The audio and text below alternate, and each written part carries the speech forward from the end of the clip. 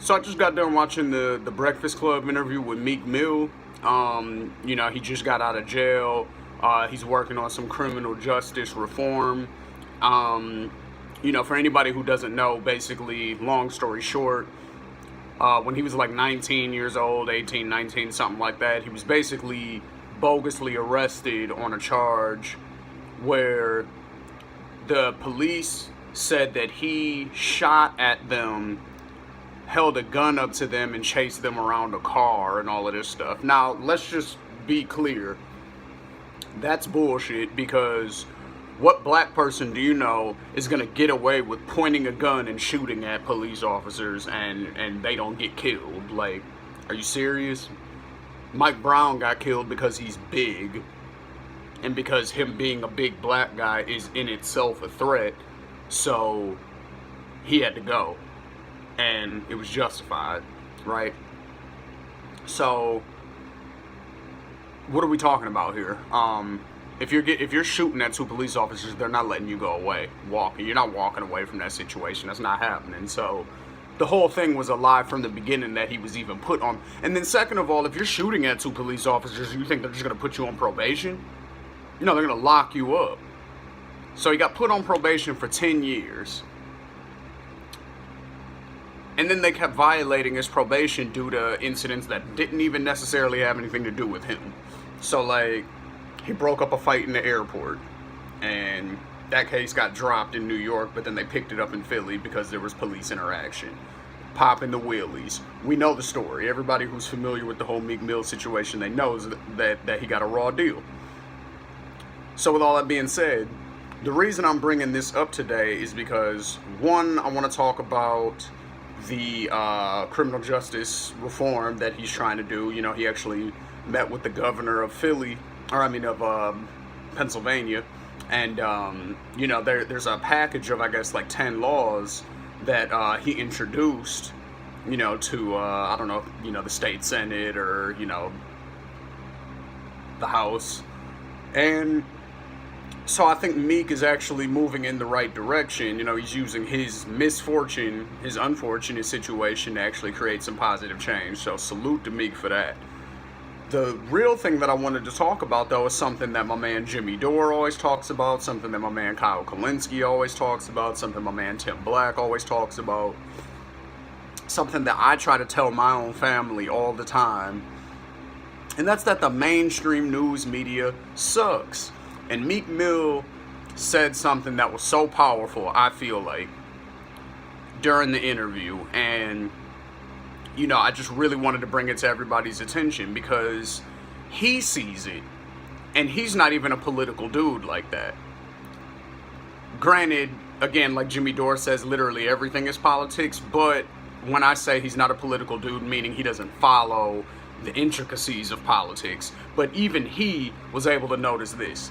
He said while he was in prison, Fox News was on all the time, CNN was on all the time, MSNBC was on all the time, mainstream news. He said he can tell you everything about Stormy Daniels. He knows everything going on with her, but he can't tell you anything that directly impacts inner cities or anybody that's not in those elite circles. Because although Meek Mill is himself rich and he employs people, it's impossible to bring everybody with you. So you can't bring everyone that you know from your city back with you. So that means some of these people are still going to be impoverished in some way, shape, or form, even if you make it. So with all that being said, he still knows poor people. He still has to visit these people. He still has to, go back to his city and in the neighborhoods and things like that. And he's bringing up the point that they're not talking about anything that directly affects regular people on the news. But he can tell you everything about Stormy Daniels. And that's what Kyle's been saying. That's what Jimmy's been saying. They've been saying that if you watch these mainstream news media outlets, you're never going to get real news. You're never going to be truly informed. There's been studies that show that Fox News viewers actually are less informed than people who don't watch any news. So mainstream news media is failing you. This is why independent media is so important. I don't do this for any money, obviously, because you see the view numbers. Like, this is basically just for anybody who just happens to come across it and, you know, is interested in what I have to say, or they want to argue back and forth, or whatever the case is. That's fine. But real news outlets that that give good information, such as the Jimmy Dore Show, the Tim Black Show, Secular Talk, the Kyle Kalinske Show, the Humanist Report, Rational National, Jamarl Thomas. There's a lot of dudes out there who are giving you real news, and they're being shut down, or not shut down necessarily, but they're being pushed down. They're being pushed into the background by, YouTube itself. The mainstream media is, they've been paying they've been telling advertisers basically, hey, your content's getting on these extremist channels, and, so they've actually been swaying advertisers to leave YouTube and everything, so it's a financial thing. Like, the whole situation's crazy. I'm not doing this for money, I'm doing this purely just to inform, and, hopefully I can teach somebody. If there's only 30 people that watch the video, hopefully 10 of y'all learn something that you didn't know. That's my whole goal with doing this. But these are the type of channels that you need to support. Mainly the ones that I named, because those are the ones, they put out content every day. That's what they do for a living. This isn't what I do for a living. This is just something I'm passionate about. But those outlets, make sure you support those on their Patreons, on their you can become members of a lot of their, shows and stuff like that, get extra content, things like that. But those are the things that you need to support, because as Meek Mill said, he learned nothing about what was going on in real America the whole time he was locked up, but he knew all the sensationalist bullshit, basically. That's what he's saying. And this is what everyone who I watch, this is our main complaint of mainstream media. This is why we don't like Rachel Maddow anymore, because all you talk about is Russia. You're not talking about anything that affects day-to-day life. You see what I'm saying? Chris Hedges, same thing. Or Chris Hayes, whatever your name is. You know what I mean? Like, all of you, everyone on TV, basically.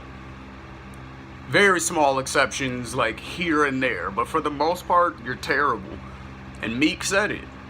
Check out his Breakfast Club interview if you haven't already. It's a really, really good interview. It's very informative. He seems like he's in a very positive place now.